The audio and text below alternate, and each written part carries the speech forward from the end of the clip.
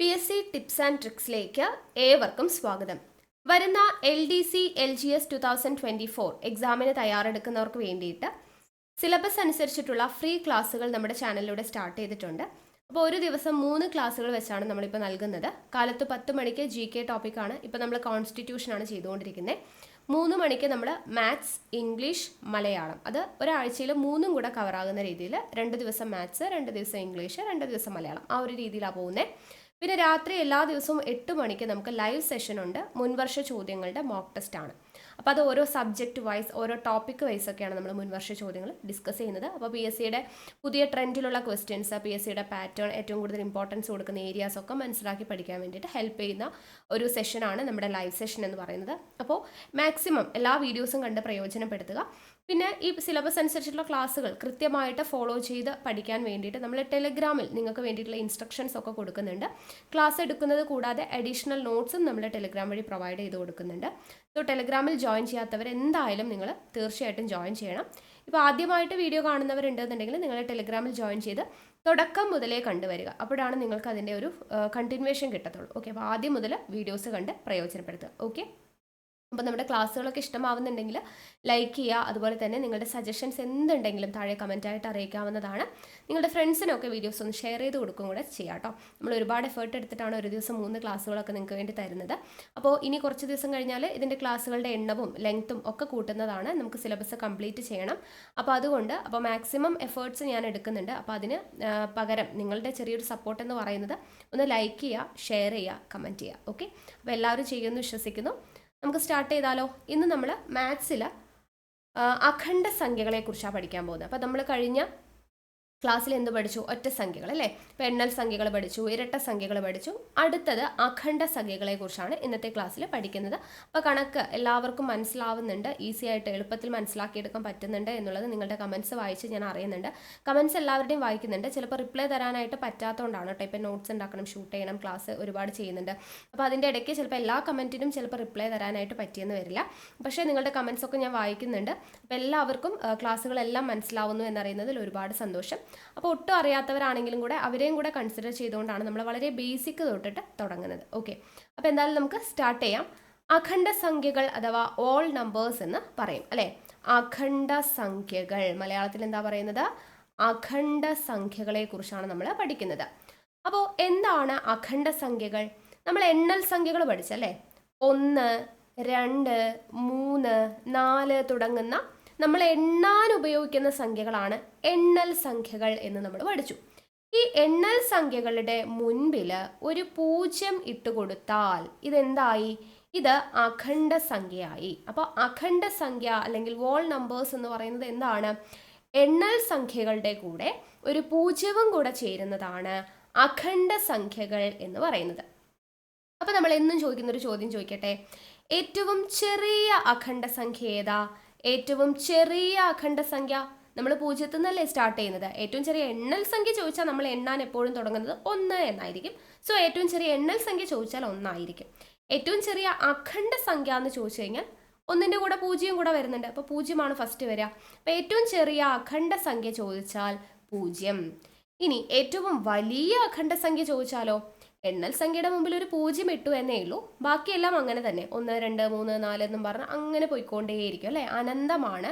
So infinity എന്ന് നമുക്ക് പറയാം. ഏറ്റവും വലിയ അഖണ്ഡ സംഖ്യ അറിയില്ല, ഇൻഫിനിറ്റി ആണ്. ഏറ്റവും ചെറിയ അഖണ്ഡ സംഖ്യ 0 ആണ്. ഇനി നമ്മൾ എപ്പോഴും പറയുന്നത് പോലെ തുക കണ്ടുപിടിക്കാനുള്ള ഇക്വേഷൻ ഉണ്ട് അല്ലേ. തുക കണ്ടുപിടിക്കാനായിട്ട് എണ്ണൽ സംഖ്യകളുടെ കൂടെ ഒരു 0 ചേരുവാണ് അല്ലേ. അതേപോലെ തന്നെ തുക കണ്ടുപിടിക്കാനും എണ്ണൽ സംഖ്യകളുടെ തുക കണ്ടുപിടിക്കുന്നതിൽ ചെറിയൊരു വ്യത്യാസം. എണ്ണൽ സംഖ്യകളുടെ തുക കണ്ടുപിടിക്കാനുള്ള ഇക്വേഷൻ എന്തായിരുന്നു? n × n+1/2. അതേപോലെ n × ചെറിയൊരു മാറ്റം n-1/2 ചെയ്താൽ നമുക്ക് എന്തായി? അഖണ്ഡ സംഖ്യകളുടെ തുക കണ്ടുപിടിക്കാനുള്ള ഇക്വേഷനായി. ഓക്കെ, അപ്പോൾ അഖണ്ഡ സംഖ്യകളുടെ തുക കണ്ടുപിടിക്കാനുള്ള ഇക്വേഷൻ എന്താ? n × n-1/2. n × n-1/2. ഇപ്പം തന്നെ പഠിക്കണേ. n × n-1/2 അഖണ്ഡ സംഖ്യകളുടെ തുക കണ്ടുപിടിക്കാനുള്ള ഇക്വേഷൻ. ഓക്കെ, അപ്പോൾ നമുക്കിനി ഓരോ ടൈപ്പ് പ്രോബ്ലംസ് ആയിട്ട് ചെയ്ത് നോക്കാം. ആദ്യത്തെ ടൈപ്പ് നോക്കുക. 0, 1, 2, 3, 4 എക്സെട്ര 8 ഇതുവരെ 8 വരെ എത്ര അഖണ്ഡ സംഖ്യകളുണ്ട് എന്നതാണ് ചോദ്യം. 8 വരെ എത്ര അഖണ്ഡ സംഖ്യകളുണ്ട്? 8 അഖണ്ഡ സംഖ്യകൾ ആണോ? അല്ല, 8 അഖണ്ഡ സംഖ്യകളല്ല. നമ്മളറിയാം 1, 2, 3, 4, 5, 6, 7, 8. 8 വരെ 8 സംഖ്യകളുണ്ട്. അതിൻ്റെ കൂട്ടത്തിൽ ആരും കൂടെ ഉണ്ട്? അഖണ്ഡ സംഖ്യ ആയതുകൊണ്ട് ഒരു 0 കൂടി ഉണ്ട്. അപ്പോൾ 8 വരെ 8 സംഖ്യകൾ, കൂട്ടത്തിൽ ഒരു 0 കൂടെ ചേരുമ്പോൾ 9. അപ്പോൾ 8 വരെ എത്ര അഖണ്ഡ സംഖ്യകൾ ഉണ്ടെന്ന് ചോദിച്ചാൽ 8 വരെയാണെങ്കിൽ അതിനേക്കാളും 1 കൂടുതൽ +1, അതായത് 9 അഖണ്ഡ സംഖ്യകൾ ആണേ. അപ്പം അങ്ങനെയാണെങ്കിൽ 0 മുതൽ 30 വരെ എത്ര അഖണ്ഡ സംഖ്യകളുണ്ട്? 1 മുതൽ 30 വരെ 30 എണ്ണം ഉണ്ട്. അതിൻ്റെ കൂട്ടത്തിൽ ആരും കൂടെ ഉണ്ട്? ഒരു 0 കൂടെ ഉണ്ട്. അപ്പോൾ 30ൻ്റെ കൂടെ 1 കൂടെ കൂട്ടിയാൽ മതി, 31 അഖണ്ഡ സംഖ്യകളായിരിക്കും. അങ്ങനെയാണെങ്കിൽ 500 വരെ എത്ര അഖണ്ഡ സംഖ്യകളുണ്ട്? 1 മുതൽ 500 വരെ 500, അതിൻ്റെ കൂട്ടത്തിൽ ഒരു 0 കൂടെ ഇട്ടാ 501. 200 വരെ എത്ര അഖണ്ഡ സംഖ്യകളുണ്ട്? 201. 199 വരെ എത്ര അഖണ്ഡ സംഖ്യകളുണ്ട്? ഒന്ന് കൂട്ടാ 200 അഖണ്ഡ സംഖ്യകൾ. 300 വരെ എത്ര അഖണ്ഡ സംഖ്യകളുണ്ട്? 300ൻ്റെ കൂടെ 1 കൂട്ടാ 301, 0 കൂടെ ചേർത്ത് കഴിഞ്ഞാൽ ഒരെണ്ണം എക്സ്ട്രാ ആവും, അപ്പോൾ 301. ഓക്കെ, മനസ്സിലായല്ലോ? അപ്പോൾ ഏത് വരെയാണോ ചോദിച്ചിരിക്കുന്നത് അതിൻ്റെ കൂടെ 1 കൂടെ കൂട്ടിക്കഴിഞ്ഞാൽ നമ്മുടെ അഖണ്ഡ സംഖ്യയായി. ക്ലിയർ ആണല്ലോ? ഇതാണ് ഒന്നാമത്തെ ടൈപ്പ് ചോദിക്കുന്നത് കേട്ടോ. ഇനി രണ്ടാമത്തെ ടൈപ്പ്, 10ാമത്തെ അഖണ്ഡ സംഖ്യ ഏത്? 10ാമത്തെ അഖണ്ഡ സംഖ്യ ഏത്? 10ാമത്തെ അഖണ്ഡ സംഖ്യ 10 ആണോ? അങ്ങനെ ചിന്തിക്കുന്നവരുണ്ടാവും, തെറ്റിക്കാൻ ചാൻസ് ഉള്ളതാണ്. 10ാമത്തെ അഖണ്ഡ സംഖ്യ ഒന്ന് നോക്കിക്കേ, 0 ആണ് ഒന്ന് തുടങ്ങുന്നത് അല്ലേ? അഖണ്ഡ സംഖ്യ തുടങ്ങുന്നത് 0 ആണ്. 1, 2, 3, 4, 5, 6, 7, 8, 9, 10 വരെ നമ്മൾ എഴുതിയെന്ന് വിചാരിച്ചോ. 10ാമത്തെ അഖണ്ഡ സംഖ്യ എന്നും പറഞ്ഞ് 10 വരെ എഴുതിയാൽ എണ്ണി നോക്കിക്കേ, 1, 2, 3, 4, 5, 6, 7, 8, 9, 10. 10ാമത്തെ എന്ന് പറയുമ്പോഴേക്കും അത് 11 ആയി അല്ലേ? നമ്മൾ പറഞ്ഞില്ലേ 10 വരെ എത്ര അഖണ്ഡ സംഖ്യ ഉണ്ട്? 11 എണ്ണം ഉണ്ട്. അപ്പോൾ 10ാമത്തെ കണ്ടുപിടിക്കാൻ എന്ത് ചെയ്താൽ മതി? അതിനേക്കാൾ 1 കുറച്ചാൽ പോരെ. അപ്പം 10ാമത്തെ അഖണ്ഡ സംഖ്യ എന്ന് പറയുന്നത് എത്രയാ? 9 അല്ലേ? 10ാമത്തെ അഖണ്ഡ സംഖ്യ 10നേക്കാൾ 1 കുറവായിരിക്കും. എന്തുകൊണ്ടാ? 0 സ്റ്റാർട്ട് ചെയ്യുന്നുണ്ട് അല്ലേ? അപ്പോൾ 10ാമത്തെ അഖണ്ഡ സംഖ്യ എന്ന് പറയുന്നത് 9 ആയിരിക്കും. അങ്ങനെയാണെങ്കിൽ 500ാമത്തെ അഖണ്ഡ സംഖ്യ എത്രയാ? 500ാമത്തെ അഖണ്ഡ സംഖ്യ എന്ന് പറയുമ്പോൾ 500നേക്കാളും 1 കുറവായിരിക്കും. അതായത് 499 അഖണ്ഡ സംഖ്യ ആയിരിക്കും. 500ാമത്തെ അഖണ്ഡ സംഖ്യ എന്ന് പറയുന്നത് 499 ആയിരിക്കും 500ാമത്തെ അഖണ്ഡ സംഖ്യ. അങ്ങനെയാണെങ്കിലേ 200ാമത്തെ അഖണ്ഡ സംഖ്യ എത്രയായിരിക്കും? 200നേക്കാളും 1 കുറവ് 199. അങ്ങനെയാണെങ്കിൽ 17ാമത്തെ അഖണ്ഡ സംഖ്യ എത്രയായിരിക്കും? 17നേക്കാൾ 1 കുറവ് 16 ആയിരിക്കും. മനസ്സിലായോ? അപ്പോൾ എത്രാമത്തെ അഖണ്ഡ സംഖ്യയാണ് ചോദിച്ചിരിക്കുന്നത് അതിനേക്കാളും 1 കുറച്ച് എഴുതി കഴിഞ്ഞാൽ നമ്മുടെ അഖണ്ഡ സംഖ്യയായി. ക്ലിയർ ആണല്ലോ? അപ്പോൾ 10ാമത്തെ അഖണ്ഡ സംഖ്യ 9, 500ാമത്തെ അഖണ്ഡ സംഖ്യ 499, 8ാമത്തെ അഖണ്ഡ സംഖ്യ 7. ക്ലിയർ അല്ലേ? ഇതാണ് രണ്ടാമത്തെ ടൈപ്പ് ക്വസ്റ്റ്യൻ. ഓക്കെ, അടുത്തത് മൂന്നാമത്തെ ടൈപ്പാണ് കേട്ടോ, ടൈപ്പ് 3. ആദ്യത്തെ 100 അഖണ്ഡ സംഖ്യകളുടെ തുക കണ്ടുപിടിക്കാനുള്ള ഇക്വേഷൻ നമ്മൾ പറഞ്ഞല്ലേ തുടക്കത്തിൽ. അപ്പോൾ അഖണ്ഡ സംഖ്യകളുടെ തുക കണ്ടുപിടിക്കാനുള്ള ഇക്വേഷൻ എന്തായിരുന്നു? n × n-1/2. n × n-1/2 ആണ് അഖണ്ഡ സംഖ്യകളുടെ തുക കണ്ടുപിടിക്കാനുള്ള ഇക്വേഷൻ. അപ്പോൾ ഇവിടെ ചോദിച്ചിരിക്കുന്നത് ആദ്യത്തെ 100 അഖണ്ഡ സംഖ്യകളുടെ തുകയാണ്. അപ്പം 100 എന്ന് പറയുന്നതാണ് നമുക്ക് എന്ത് തന്നിരിക്കുന്നത്? n അല്ലേ? n എന്ന് പറയുന്നത് 100 ആണെന്ന് തന്നിട്ടുണ്ട്. അങ്ങനെയാണെങ്കിൽ തുക കണ്ടുപിടിക്കാനുള്ള ഇക്വേഷൻ എന്താ? n × n-1/2. അതിൽ നമ്മൾ വാല്യൂ കൊടുക്കുമ്പോൾ 100, n എന്ന് പറയുന്നത് 100 × 100 - 1 എത്രയാ? 100 - 1 99 ഡിവൈഡഡ് ബൈ 2. അതായത് 100 × 99/2. നമുക്ക് എങ്ങനെ വെട്ടിച്ചുരുക്കാലോ? 2ൽ 2 ഒരു തവണ പോകും. 100ൽ 2 എത്ര തവണ പോകും? 50 തവണ പോകും അല്ലേ? അപ്പോൾ നമുക്കിവിടെ 99നെ 50 കൊണ്ട് ഗുണിക്കണം. നമുക്ക് എന്ത് ചെയ്യാം? 99നെ 5 കൊണ്ട് ഗുണിച്ച് ഒരു 0 ചേർത്താൽ മതി. 99നെ 5 കൊണ്ട് ഗുണിക്കുമ്പോൾ 9 5 45 5 4 9 5 45 4 49 495 എന്ന് കിട്ടും. ഈ 50ൻ്റെ ഒരു 0 കൂടെ ചേർത്തുമ്പോൾ നമുക്ക് 4950 എന്ന് നമുക്ക് ആൻസർ കിട്ടും. ഓക്കെ, അപ്പോൾ ആദ്യത്തെ 100 അഖണ്ഡ സംഖ്യകളുടെ തുക എന്ന് പറയുന്നത് 4950. എന്നിൻ്റെ സ്ഥാനത്ത് 100 ഇട്ട് കൊടുക്കുക, ചെയ്യുക, അത്രയേ ഉള്ളൂ. അങ്ങനെയാണെങ്കിൽ ആദ്യത്തെ 20 അഖണ്ഡ സംഖ്യകളുടെ തുക തന്നിരിക്കുന്നത് 20 എന്ന് പറയുന്നതാണ് നമ്മുടെ n is equal to 20. അപ്പോൾ നമ്മുടെ equation n into n minus 1/2. അപ്പോൾ എന്ത് ചെയ്യണം, n-ന് 20 ഇട്ട് കൊടുക്കണം. 20 into 20 minus 1 എന്ന് പറയുമ്പോൾ 19 divided by 2. അപ്പോൾ നമുക്കിത് എന്ത് ചെയ്യാം, ഇത് നമുക്ക് ക്യാൻസൽ ചെയ്ത് കളയാം. 2-ൽ 2 ഒരു തവണ അല്ലേ. 20-ൽ എത്ര പ്രാവശ്യം പോകും, 10 പ്രാവശ്യം പോകും അല്ലേ. 10 2 20 ആണ്. സോ നമ്മുടെ ആൻസർ 10 into 19, 19ൻ്റെ കൂടെ ഒരു 0 ഇട്ട് കൊടുത്താൽ മതി, 190. ഓക്കെ അല്ലേ. അപ്പോൾ ആദ്യത്തെ എത്ര അഖണ്ഡ സംഖ്യകളുടെ തുക ചോദിച്ചാലും ഇക്വേഷൻ എന്താ, n into n minus 1/2 എന്ന് പറയുന്ന ഇക്വേഷനിൽ ഇട്ട് കൊടുത്താൽ മതി. ഓക്കെ അല്ലേ. മൂന്നാമത്തെ ടൈപ്പ് കിട്ടി. ഇനി ടൈപ്പ് 4, നാലാമത്തെ ടൈപ്പ് എന്ന് പറയുന്നത് 0 + 1 + 2 + 3 + 4 + etc.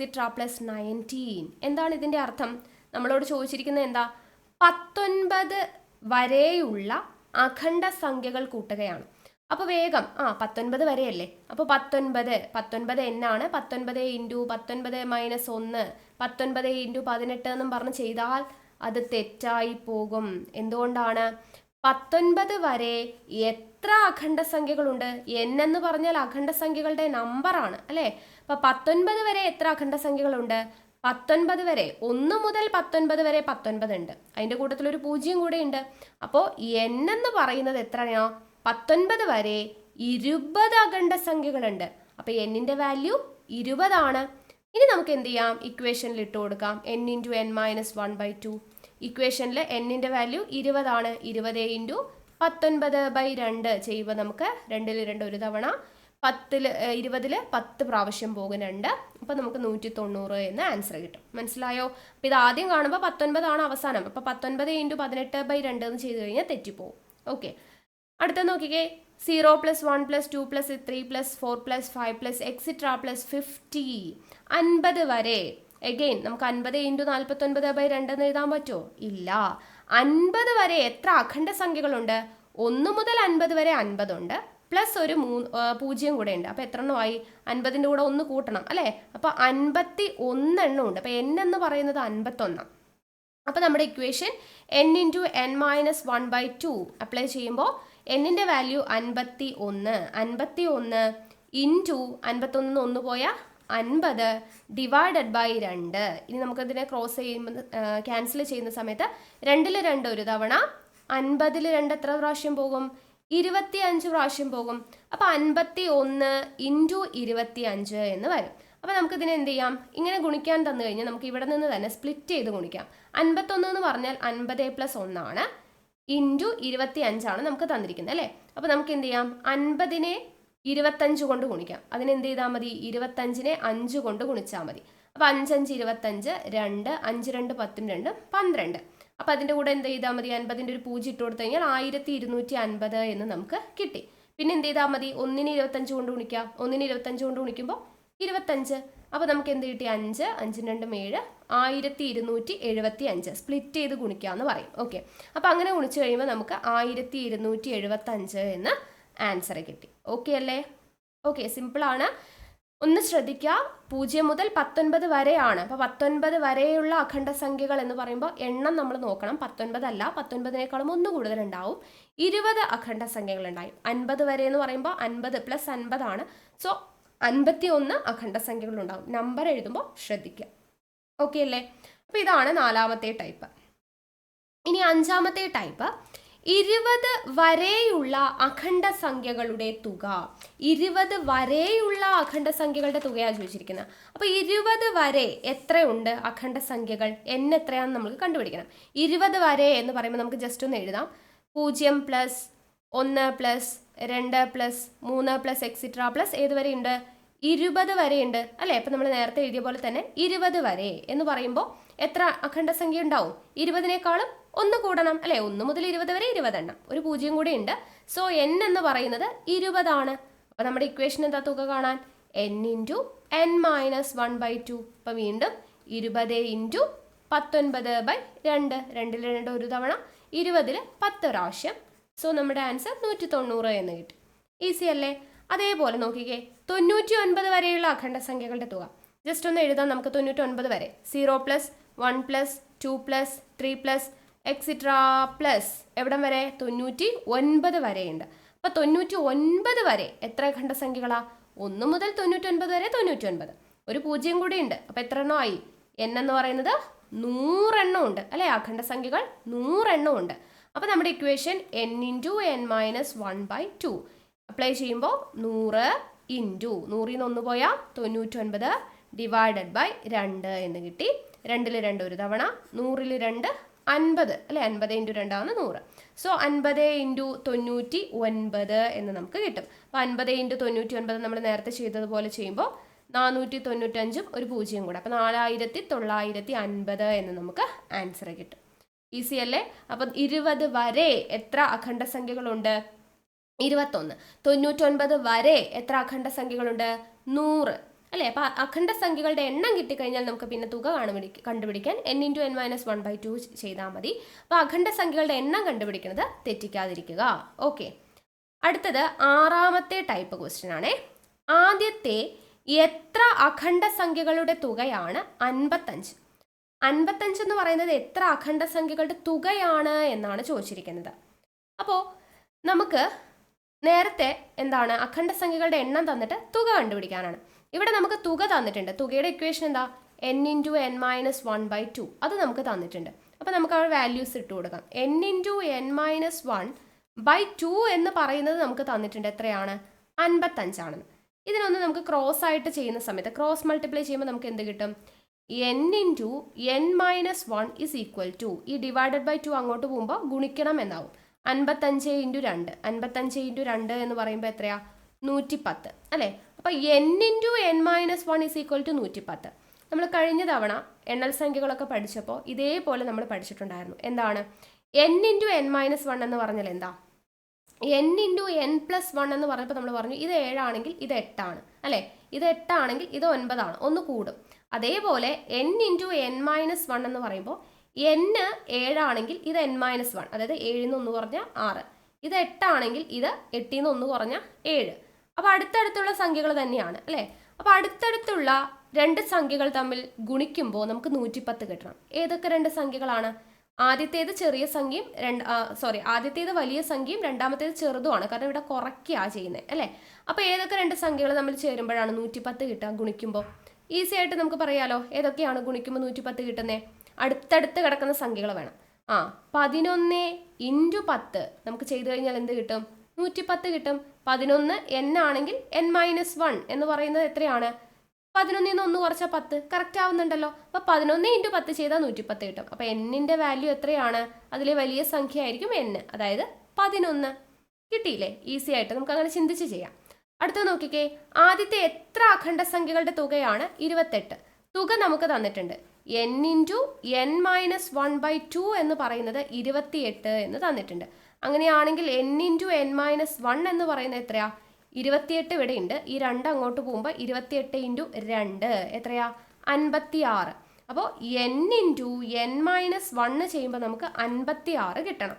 അതായത് ഏതോ അടുത്തടുത്ത രണ്ട് സംഖ്യകൾ തമ്മിൽ ഗുണിക്കുമ്പോൾ 56 കിട്ടണം. അപ്പോൾ ആദ്യത്തെ സംഖ്യ ഇവിടെ നോക്കിക്കാൻ നമുക്കറിയാം അല്ലേ? ആദ്യത്തെ സംഖ്യ 8 ആണെങ്കിൽ അടുത്ത സംഖ്യ എത്ര? 8 ന്ന് 1 കുറച്ചാൽ 7. 8 7 56 എന്ന് നമുക്ക് കിട്ടും. ഈസി ആയിട്ട് കിട്ടില്ലേ? 7 8 56 അല്ലെങ്കിൽ 8 7 56.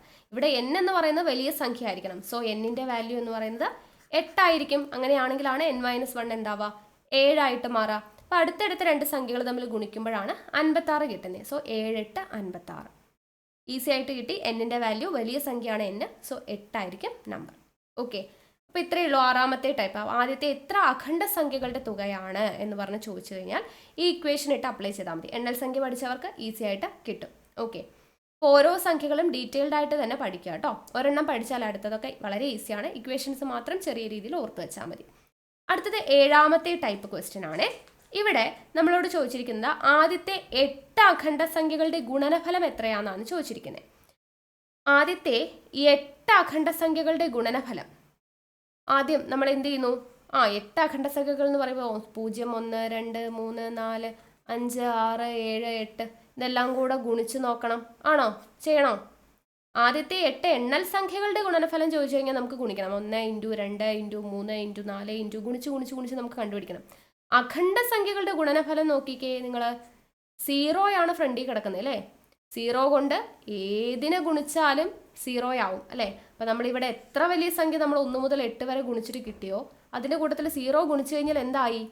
ആൻസർ ബിഗ് 0 അല്ലേ? അപ്പം ആദ്യത്തെ 8 അഖണ്ഡ സംഖ്യകളുടെ ഗുണനഫലം എത്രയാ? 0 ഉള്ളത് കൊണ്ട് ഏത് ഗുണിച്ചാലും ആദ്യത്തെ 10,000 അഖണ്ഡ സംഖ്യകളുടെ ഗുണനഫലം ചോദിച്ചാലും എന്തായിരിക്കും? 0 ആയിരിക്കും. ആദ്യത്തെ 1,00,000 അഖണ്ഡ സംഖ്യകളുടെ തുക ചോദിച്ചാലും എന്തായിരിക്കും? 0 ആയിരിക്കും. അഖണ്ഡ സംഖ്യയുടെ തുടക്കത്തിൽ 0 കിടക്കുമല്ലേ? 0-ന് എന്തുകൊണ്ട് ഗുണിച്ചാലും 0 തന്നെ കിട്ടാം. അപ്പോൾ ഇവിടെ ആലോചിക്കുകയേ വേണ്ട. ഗുണനഫലം എന്ന് കണ്ടു കഴിഞ്ഞാൽ അഖണ്ഡ സംഖ്യ ആണെങ്കിൽ അതിൻ്റെ ആൻസർ എന്തായിരിക്കും? 0 ആയിരിക്കും. ക്ലിയർ ആണല്ലോ? ഇത്രയേ ഉള്ളൂ നമ്മുടെ അഖണ്ഡ സംഖ്യകൾ എന്ന് പറയുന്നത്. വളരെ ഈസി ആയിട്ട് പഠിച്ചെടുക്കാൻ പറ്റുന്ന ഒരു ഭാഗമാണ് ഈ സംഖ്യകൾ എന്ന് പറയുന്നത്. ഒന്ന് ശ്രദ്ധിച്ചാൽ മതി.